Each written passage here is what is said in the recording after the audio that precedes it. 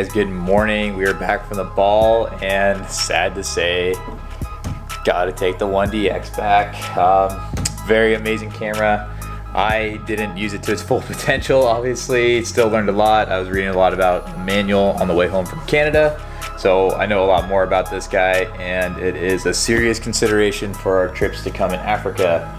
It's just kind of seems like one of the best wildlife cameras you can get right now with the continuous shooting speeds and the low light capabilities. When you have it on the correct settings, it is pretty phenomenal.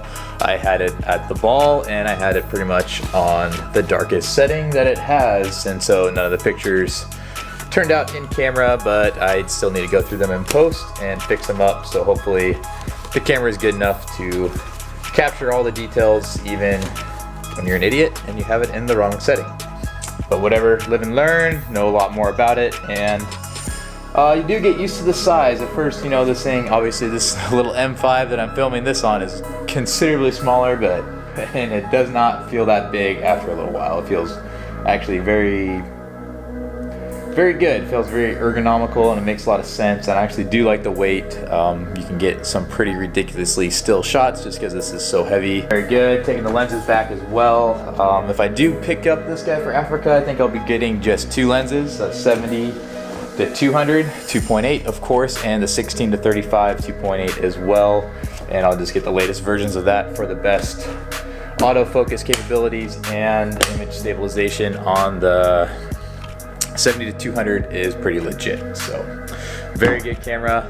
My voice is still a little raspy from screaming all night at the ball, but it was good times, amazing people.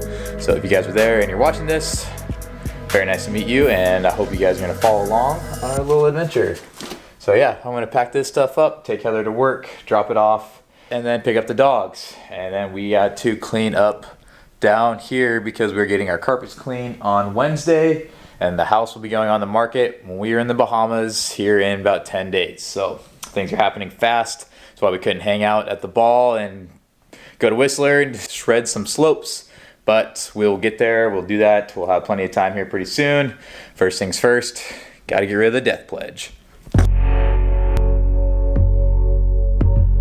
Love you, Kenny. Love you too. Have a good day. You too. I'll see you tonight.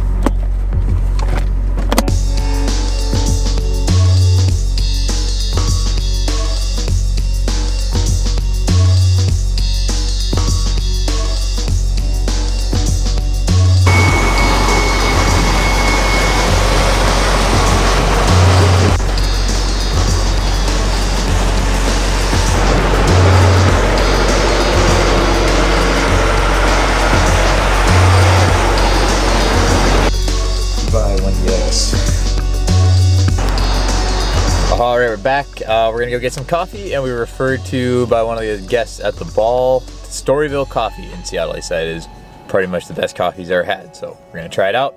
Let's get some.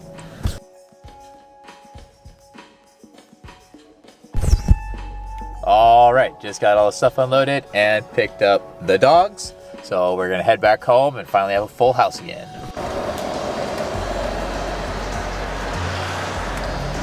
See you, bud. Alright guys, we are back home. I gotta get cracking on these edits because I am behind on the vlog. These pups are tuckered out, Save is on the couch, Iceman's on the floor, and we had a wonderful weekend up in Canada. IP ball was excellent. If you guys watch this and you're IP students or interested in becoming an IP student, I would definitely go. Next year we're gonna try to make an effort to go every year from now on, so very fun events. And yeah, I'm gonna pick this up in the morning. Wasn't very happy with some of the vlogs I did last week, and that's kind of what I got behind on my edits for, so I'm still trying to figure out how to keep the content compelling, and my edits were feeling a little bit sloppy, so I want to step those up a little bit and go from there. So I'm gonna jump in on that, try to hammer out some nice smooth edits, and I'll see you guys in the morning.